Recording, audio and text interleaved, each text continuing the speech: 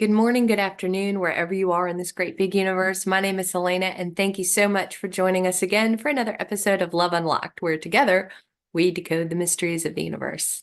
So, today I have a special treat for you. In case you've ever wondered what is out-of-body experience, what is astral traveling, and in case you've ever tried astral traveling or having an out-of-body experience, and maybe you get all ready and you get all set, and then you try, and then you wake up and you're like, man, I didn't go anywhere. I think I went somewhere. Did I go anywhere? Well, guess what?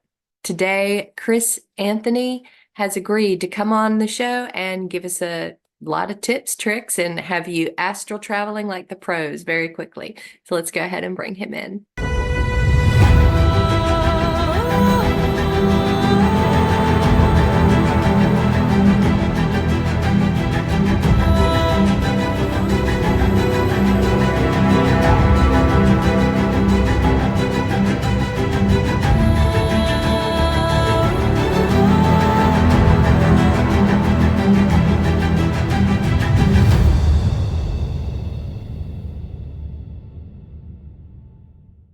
Hey, Chris, thank you so much for being here.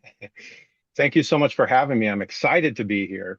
Thank you. I'm excited that you're here because I'll tell you, there's a lot of people in this world who have tried astral projecting, tried making it happen for themselves, and they just haven't been able to do it. So having you here is a very special treat. So could you tell us a little bit about astral projection? What is it?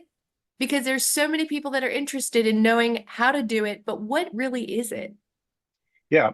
So before we actually go into what it is, I'd like to say one thing about astral projection that I think is huge when we start to consider what this whole thing is about. That is that we're all just one breath or one heartbeat away from astral projecting, whether we want to or not. So astral projection is the ability to project from the physical body. The gross, dense physical body is a lower vibrational body, and that's what we use here on Earth. But astral projection is really being conscious while with that subtle body, we project into the astral realm. So it's something that we probably do more often than we know. We might be doing it even when we're sleeping. We just don't remember it. We just may not be conscious of it.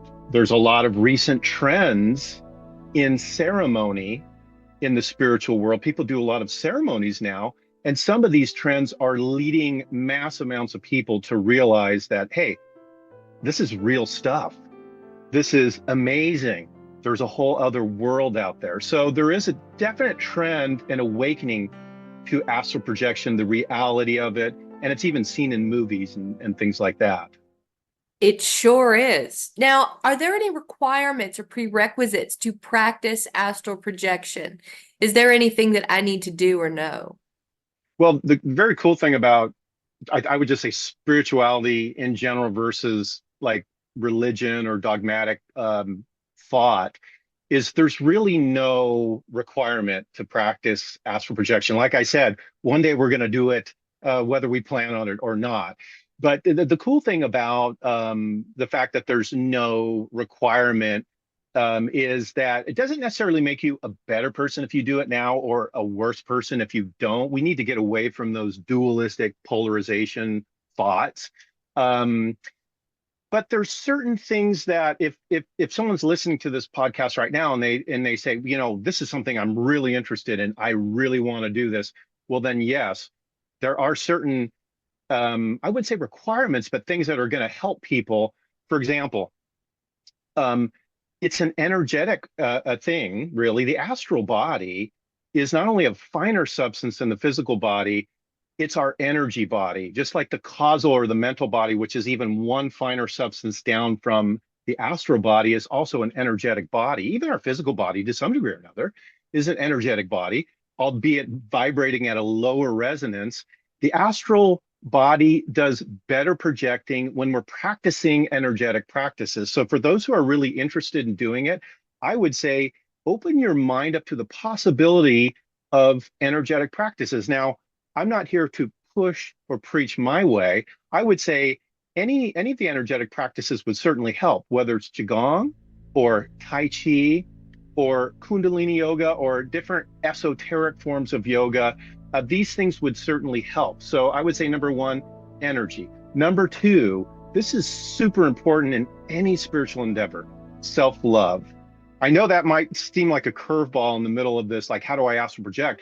But really, self-love is huge when it comes to any kind of awakening or brain state that we need to be in to achieve something specific, such as astral projection.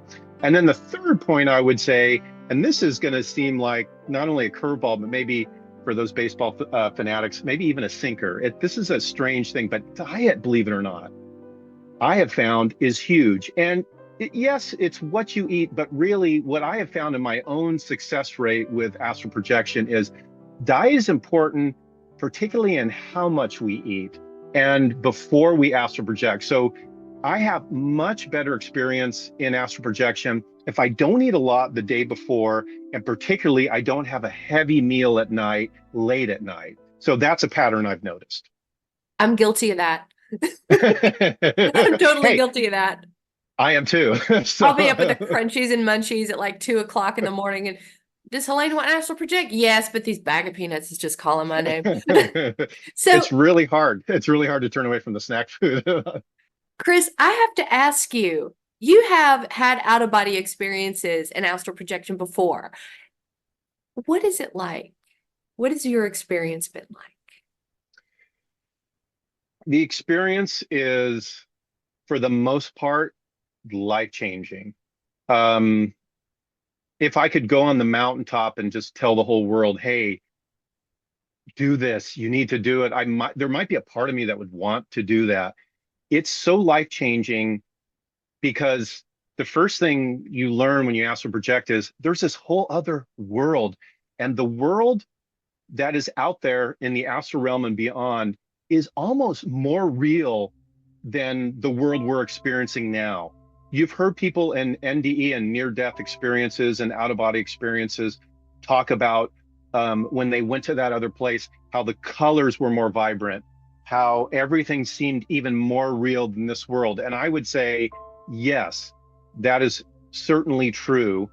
And at the same time, the astral realm is a term, and I would just say a bucket, if you will, for many different levels. So it's just like this life, in that some people who have near-death experiences, and you may have seen this out there on YouTube and on social media, some of these people have kind of dark experiences. And I don't know if you've heard any of these stories. Well, I don't necessarily think that they weren't in the astral realm. I think the astral realm is like life here.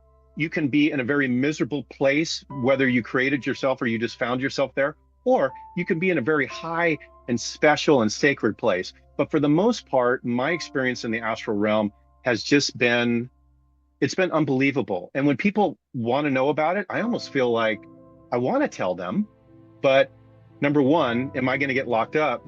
Because this is like, it's so otherworldly and so phenomenal.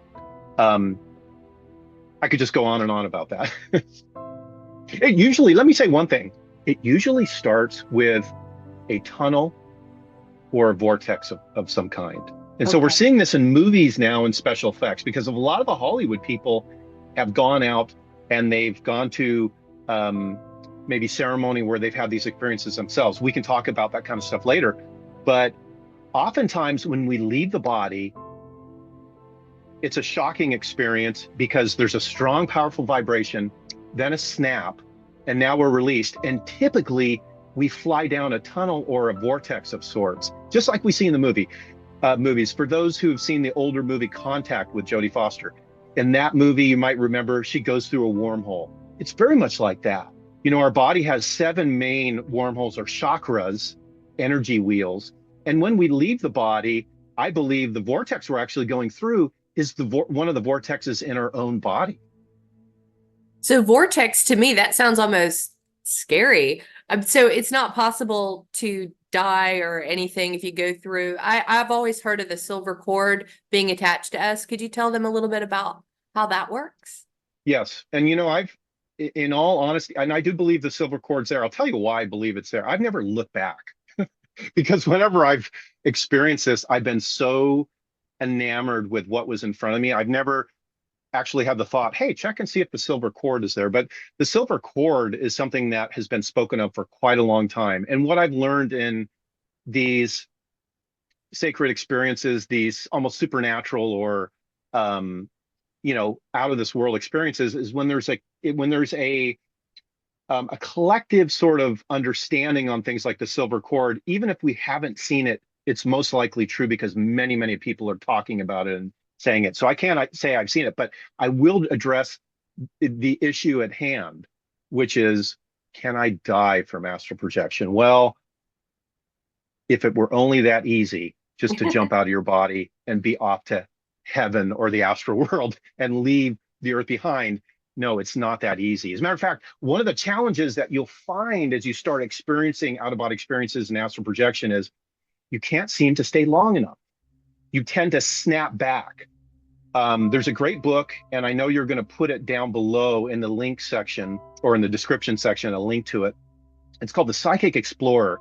And in that book, the author talks about this band or almost like glue that is in our body, or I should say that connects our physical body to the astral body. And so this weakens and we get to work with it. But yes, oftentimes when we get excited, for example, when you go into the astral world and you see something amazing, you think, oh my gosh, this is amazing. I love this. Look at how beautiful it is. A lot of times you snap right back.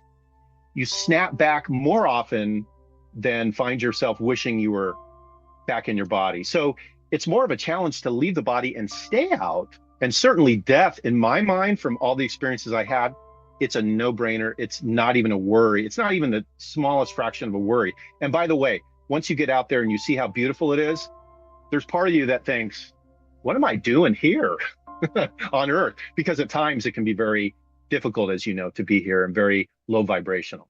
So death is not a concern of mine, and I don't really think it should be. But I will say this: if the energy of fear is in the mind of the practitioner, this will be a hindrance. That makes sense. That kind of goes with my next question for you, because a lot of people want to know how to do it. Do you have a favorite method from launching from the body? Yes.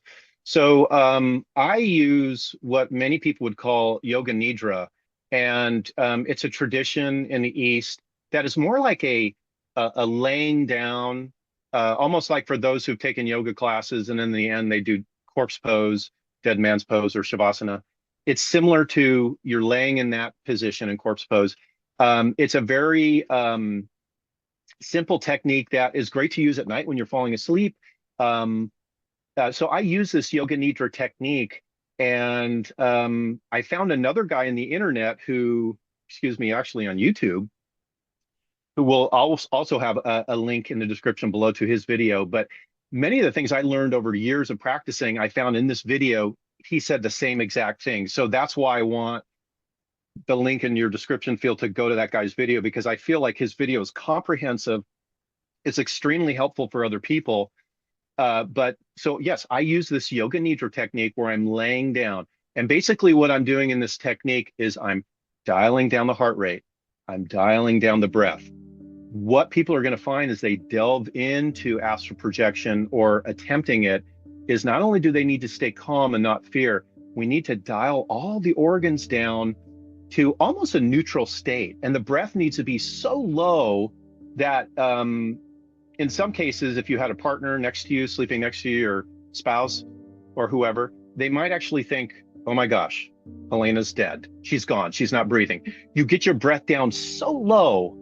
But again, there's no fear, there's no worry, because you can't easily escape this life just by doing this. It's not possible to just end it all from this slow breathing technique. But we get the breath dialed down, we get the heart rate dialed down, and then we begin to feel a vibration. This vibration typically starts in the hands and the feet. Scientists now call this heart rate variability. This is something that a lot of meditators experience, even when they're in a seated posture. And once the fingers begin to vibrate and tingle a little bit, the toes begin to vibrate and tingle, then this whole feeling will eventually overcome the whole body. There'll be a very powerful vibration. And this is where many people get stuck, because the vibration's so powerful, but it's when the body is actually going into sleep paralysis state And if we stay in that conscious, wakeful state, bam, we feel a snap, we fly through a vortex, and then who knows where you'll go from there. You may be in the astral universe. You may just descend to a planet and you may see people talking. People may welcome you. You may begin to converse with them. It's wonderful. Can a person use this astral projection apart from being relaxing and enjoyable and even entertaining? Can you use it to your advantage? That's a good question. The government is really, that's something that the government has really explored because even though a lot of modern day scientists still kind of like would think, the idea of astral projection is a joke, the government was smart enough to know that people could do remote viewing and people could have these out of body experiences and go look at, the moon and, whatever the government was interested in knowing. So certainly these techniques have been used for the benefit of governments and policies, and even some people who do remote viewing have used uh, similar techniques for their own benefit. My feeling on it is, though, that it's kind of contrary to the whole vibe that I've found within the spiritual practice of astral projection. Usually, when people use these wonderful gifts, and by the way, in the yogic tradition, they're called siddhis. Cities, not cities as in town cities, but cities, SIDD. I think it's IHI. Cities are these wonderful experiences we have, these supernatural experiences, whether it be an experience of universal consciousness or knowing the thoughts of another person or knowing about their past lives or whatever. These cities are experienced as a result of usually a very disciplined and devout spiritual practice. So usually the using it to your own advantage to maybe gain an edge or to find out information for the stock market or to get into a relation, all these things tend to go against the vibrational process of what we're achieving. So I would say in general, no, even though it is possible. So that's good to know and helpful. So you want to be using astral projection for the right reasons, and Right. self-love is the core. So I have a question for you. You went through quite an OBE before due to your near-death experience. Do you want to share a little bit about that with the viewers? And I will Oh, link Chris's channel down below so that you guys can see this. oh yes, I would love that. Thank you. Um, I did start having out of body experiences before I had this particular NDE, but yes, the NDE that I had was phenomenal. And I had a traumatic injury about 12 years ago, and I was surfing in Southern California on a fairly large day of surf here, and actually not too far from where I'm at now, and just about 10, 15 minutes away. And I had this experience where I had a collision in the water with another surfer and a traumatic injury to my left eye that eventually rendered me without vision in that eye. And I had many surgeries to deal with the problem and correct it. But after my second surgery, I had been in recovery for a couple days, a few days. I wasn't taking any painkillers or anything like that. I say that because I think it's important for people to know that the experience that I had, the near-death experience, was not a drug-induced experience or anything like that. And so what had happened was it was actually my birthday, which is quite interesting. My kids had come over and maybe dinner. It was a sweet, wonderful evening. And um, after everyone left, I was just about as happy as one could be in life. I felt so grateful to still be healthy and alive. And even though I was struggling with vision in my left eye, I felt grateful that I could see clearly in my right eye, that I didn't have a traumatic brain injury as a result from the accident I had. Well, that night when I went to bed with a smile on my face, I slipped out of my body. And it was the most amazing thing because I looked up and I saw these two beings of light. And these two beings of light were dancing with exuberance and joyfulness. And they were dancing in a circular motion. And as they danced in a circle, they were both spinning. That was quite fascinating. It was almost like something you'd see if you watched a American Native fire ceremony where they dance around the fire and then they spin as they go in a circle. Very similar to that. So I'm looking at these two beings of light And one in particular looked so otherworldly, like nothing I had ever seen. As a matter of fact, when I saw that light being, I thought that stuff doesn't come from Earth. I mean, it was a little bit reverential. It inspired awe in me. I thought, wow, what is this? So these two beings of light were dancing, and I thought, I don't know if they're angels or if they're ETs. I even had the thought later, maybe angels are ETs. I don't know. But all I know was it was phenomenal. That was, and if the listeners want to hear more, they can go watch the video. There's a detailed description of everything I'm talking about there. But I think what was important about that experience is, and a lot of people who've had the NDEs or the OBEs, they will testify to a similar fact. Ever since then, the out of body experience for me became a very certain reality.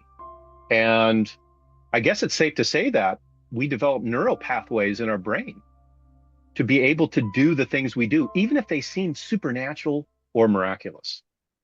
I think that's very true because otherwise, how could it possibly happen? How could we as people allow it to happen? We just kind of fall into it. In your situation, you had had an experience and you had mentioned earlier, I fell asleep with a smile on my face. I was Yeah. feeling happy. I was feeling love in my heart for my family and gratefulness, gratitude, I should say gratitude for the fact that I was still alive. I still had the vision in my eye. Things were difficult, but the gratitude in your heart almost opened the door, is what you're describing. That is amazing. But Yes. not everybody has a situation like that. And I have heard that some people will use other forms of meditation, maybe DMT, or have an ayahuasca ceremony in order to kind of cultivate that out of body experience. Does that happen sometimes? People make those decisions to do? Yes, it does. And before we go into the ceremonial part, I want to chime in. I love the fact that you brought up the gratitude, because if you think about it, like love and gratitude is so high vibrational, and it apparently is the language of the universe, God, or whatever you want to call that. And Yes. so and it just does, it opens things up. It opens up connections with other people. It opens up new life paths, or to realize what our life paths are. And it's no wonder that it opens up portals out of the physical body and pathways into the astral universe and astral world. So when you were talking about that, it warmed my heart to have that memory of, part of me when I was laying in bed that night, I just about could feel like, I could just leave this earth and I'd be okay, even though I didn't actually think that. When you feel that sense of love and gratitude, it's this deep, deep feeling of it's all going to be all right. It's okay.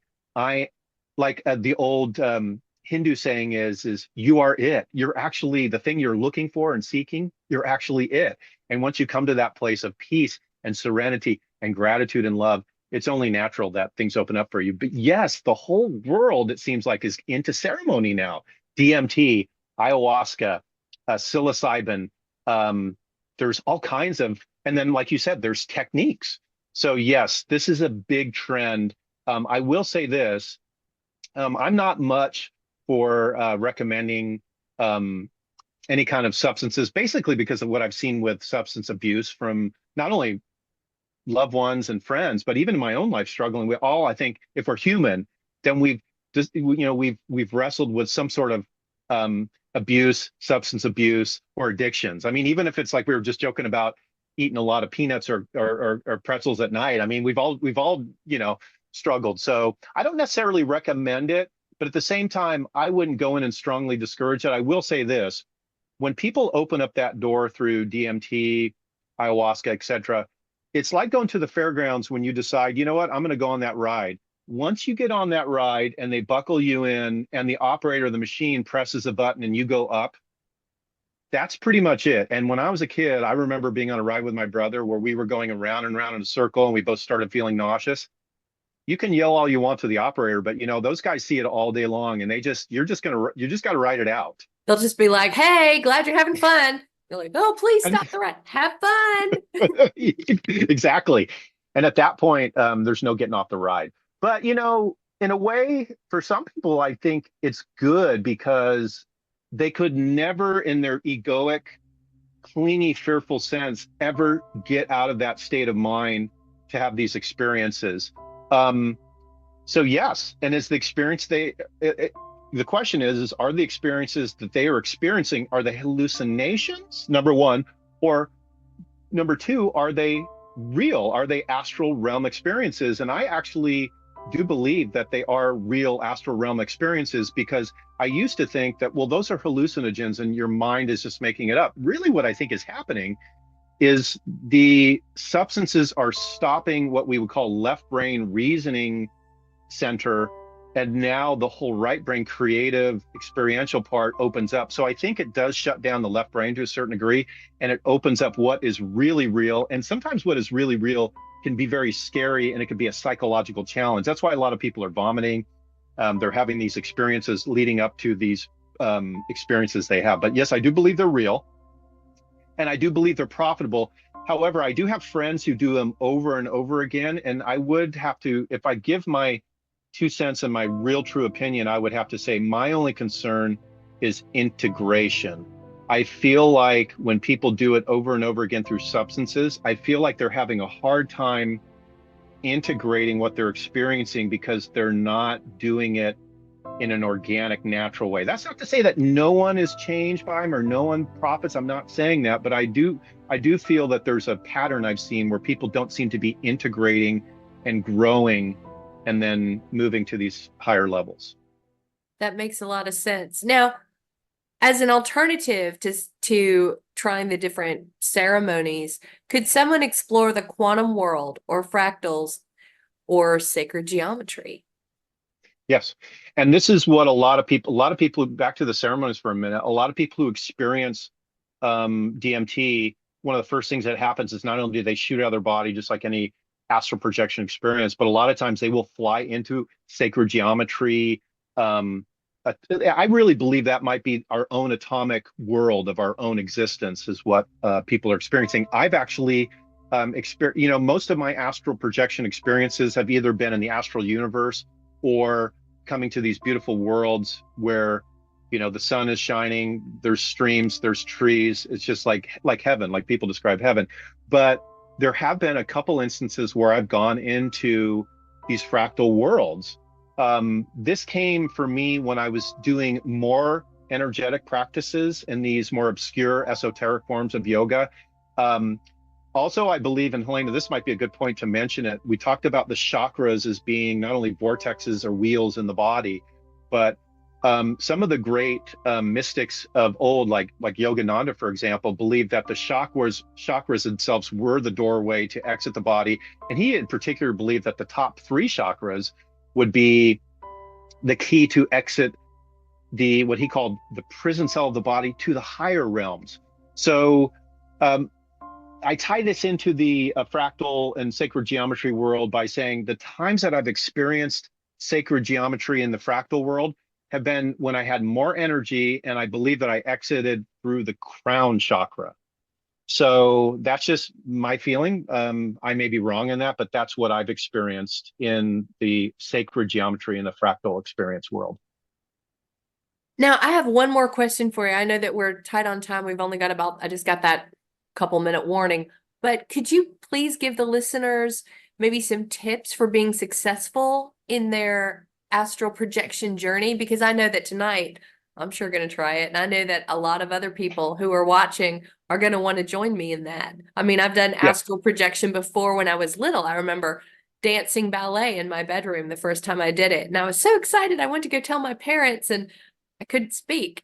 I was like, guess what? I'm dancing ballet in my room. Isn't this fun? Yeah. And I went back and saw myself. And when I saw myself, boom, I was back in. So how do you do it again? How do we get back there? Okay, good. So, and I'm glad we're putting the link down below because that guy's video will help. But this is going to be my own personal summary for the listeners, and I'm excited to give it. So, number one is I would say don't try too hard, because when you really want something really, really bad, sometimes it creates a brainwave activity that is not conducive to leaving the body. So it's one of those ironic, kind of paradoxical, realities in life is if you try too hard, things sometimes just don't work. Remember that we're most likely astral projectors and astral travelers already. So you're naturally made to project. As a matter of fact, Saint Germain said, when you want to astral project, say, I am the open door. And it's a beautiful thought. So remember, don't try too hard. As I mentioned earlier, try not to consume as much food that day, particularly at night, and maybe go for the cleaner diet. Maybe Not so many try not to, peanuts. yeah, well, yeah, definitely watch the saturated fats and Salt. the meats, and like I'll do a little light lentils and maybe a salad or something like that. So definitely uh, focus on the food that night. And this is what I would say. This is the biggest point I could give people about astral projection. I think that helps us successfully do it is don't try and do it when you're falling asleep, because you're most likely just going to fall asleep. It's really important to have a full night of sleep and be well rested. So really what I've done is I've gone to bed early, and then we've all heard the term the witching hour. Sometime between 3:30 and 5:30, the gossamer veil between this existence and the astral world is very, very thin. This is why we wake up at 3:30 sometimes every night. This is why when we wake up at that time, we're having discussions with dearly beloved departed ones, God, angels, etc. So I would say go to bed early, wake up between 3:30 and 4, and then stay awake for a while. It's really important not to go right into your yoga nidra or your technique that you choose, because you tend to fall right back asleep. So if you stay awake, if you read a book, or maybe you browse your phone or whatever with your blue filter glasses on, do that. And then after you've been up for about 30 to 60 minutes, then go into the technique, the laying down in shavasana or corpse pose, and begin to practice a yoga nidra techniques. One of the techniques that I haven't mentioned as of yet that's been really helpful to me is called Shambhavi Mudra.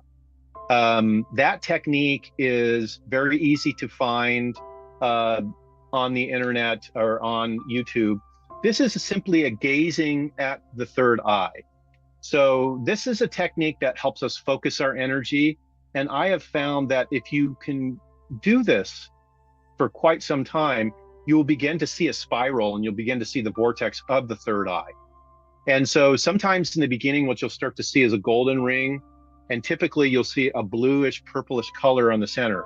If you start to see that, you know you're on the right track. This is the third eye chakra. And sometimes you'll see a little white light in the center.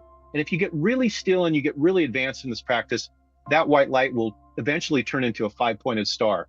The point is you want to continue to gaze into the third eye, and eventually you'll begin to start feeling movement. So practice Shambhavi Mudra, that gazing at the third eye. And then 2 other points. Just believe. Simply believe, and simply move forward as if you're in your mind projecting yourself out through the third eye. And so those are my best tips that I could give anyone who wants to try this. Thank you so much. And so I know, sorry, don't mean to cough at you.